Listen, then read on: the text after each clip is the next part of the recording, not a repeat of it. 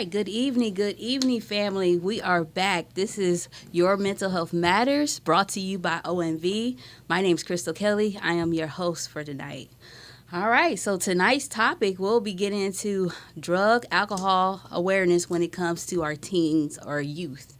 So I want to start with Miss Tammy. Let's talk about it because this has been a rising issue for the past few years, and it seemed like things are getting worse with our young people. Yes, and the reason why we want to bring it up now or again is because this is going into the National Drug and Alcohol Awareness Week for the National Institute of Drug and Alcohol, and that's a national event that happens every year, and it's going to be leading up to our local event next week, next Saturday, March the 23rd at 12 noon, and that's at the downtown library here in Fort Wayne. Okay, all right. Yeah. Cool beans.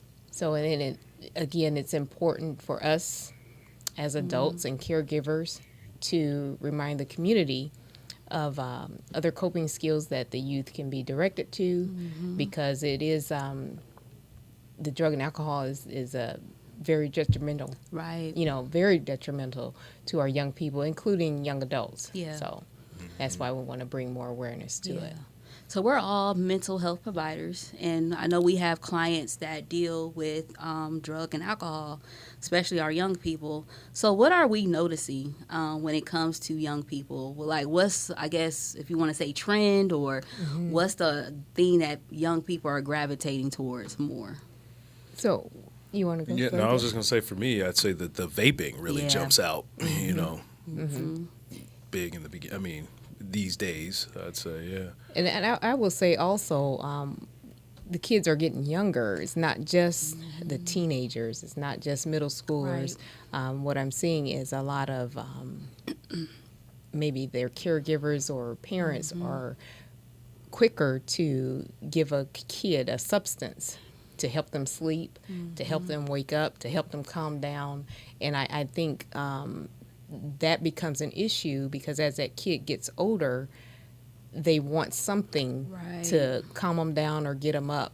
And then that's when you're getting into the peer pressure and then these other substances that are so easy to get, whether off the street or whether within the family. Yeah. Well, I think you touched on a good point too, in the fact that one of those causes, I from the research I've been reading, is the stress and the pressure that a lot of these teens are under. Big time. I don't think a lot of parents are even aware of that. That these kids are dealing with a lot of stress. I mean, between school and homework, their social lives, and then you throw in sports and other extracurricular activities, and you sprinkle in a little genetic anxiety or ADHD, you know what I'm saying? You're going to have a spicy time. It's going to get a little rough. And I think, it's a different generation. It is. You know what I mean? It is. I think, I grew up with the strong, silent type. You know what I mean? You didn't really talk about your problems. Right. But I do think that, a lot of kids, they do try to reach out, but they get shut down. All the time. A lot of times. Yeah. Right.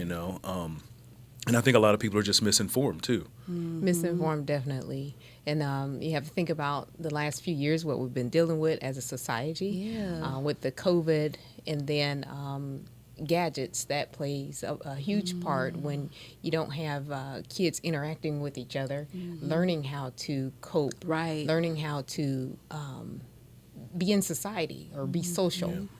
And I think that's a huge problem, and I think it gears them towards substances to cope with their problems. And then, I think you touched on another thing too, because not just the substances, but again, gaming addiction is a thing. Oh, that's a big one too. Again, there's pornography and food. Food, is another thing. Definitely. So there's a lot of think addictions. These maladaptive behavior patterns that these kids start to develop. And again, where do they learn it? Parents, peers. Peers, right. Right. So then I know next week we'll be talking about even the tobacco addiction, because that's huge, even though tobacco and alcohol is free to get in public in society. However, those are the two that I've seen do the most damage to the body. Okay, and then you're talking about brain damage, you're talking about liver damage with the alcohol mostly, and thinking about all of those major organs, it eventually damages the other organs. That's So right. I will have a representative from the Tobacco Task Force here in Fort Wayne. She'll be there at the event as well, talking more about that. And then other resources in the community that will be there from the National Drug and Alcohol Institute. I love that. Nice. And you brought up another good point, too, I want to hit on. It starts at home. You know, if you're watching your parents or caregivers, you know, using some type of substance to cope, you're going to fall right behind them. You know what I'm saying? So being able as parents to understand that we got to learn our own coping skills and not lean on like the cigarettes or marijuana or the vaping, because kids are watching when you think they're not. And we set the tone. You know, it's one thing to drink a couple beers and watch a football game, but if every time I open a beer I got to get hammered, like, you know what I'm saying? Or you come home from work, you go to work every day, but if you come home from work every night and just got to get obliterated just to go to sleep. That's right. Yeah, that's, you know, you're starting that, you know, again, that becomes the norm, I think, for a lot of kids in their minds. So, yeah. And then, you know, kids and parents, they're not taking it as serious, because let's talk about marijuana. I mean, that's something that people are using across the board, and they're not taking that as serious, because, you know, laws has been passed where people are allowed to smoke and all that. So, I mean, what's y'all thoughts on that? I mean, the science behind it. Oh, my gosh. We don't have enough time Right, for that. right. I know. So, I will say this. Everything ain't for everybody. And I will say, everything That's is right. not for everybody. That's right. Tylenol is legal, but if I take 50 bottles of Tylenol, you know what I'm saying? Come on. Yeah, man. I guess what my take on that is, just because it's available and because it's lawful, doesn't mean it's beneficial. Because just like with alcohol, that was at one time illegal, but because it was profitable, it was made legal eventually. There's a whole history with that, and we don't have time to do that. And then just because cigarettes are lawful and you can buy them anywhere, anytime. Yeah, they have some restrictions on it now. However, we have to look at the damage that it did and that it's still doing, because there's so many people addicted to it. And it's unfortunate. We have to kind of get it beforehand on a preventative measure, because once you do start those substances, and if you have an addiction gene in your body, then that's a whole nother thing, you know. And I'm not saying that it's not an illness, because it can become an illness once you have started. Very true. So just like those alcohol and cigarettes, you get into this marijuana, it's becoming legal in most states because of the money. It's that money. That's plain and simple. And I will say recreational marijuana and medicinal marijuana, those are two different things, different strands of the THC. So parents, I encourage you to teach your I encourage you to teach your children, you know, the differences of that, and looking into it yourselves, because just because it's legal and lawful doesn't mean that it's beneficial. Because what I understand with the marijuana, and I'm sure it's playing a part in when they hold that breath. I'm not familiar with all that, but when they hold that breath, you're killing your brain cells. If you're not getting oxygen in your body on a regular basis, you have to think about those simple things that you do that damages your body.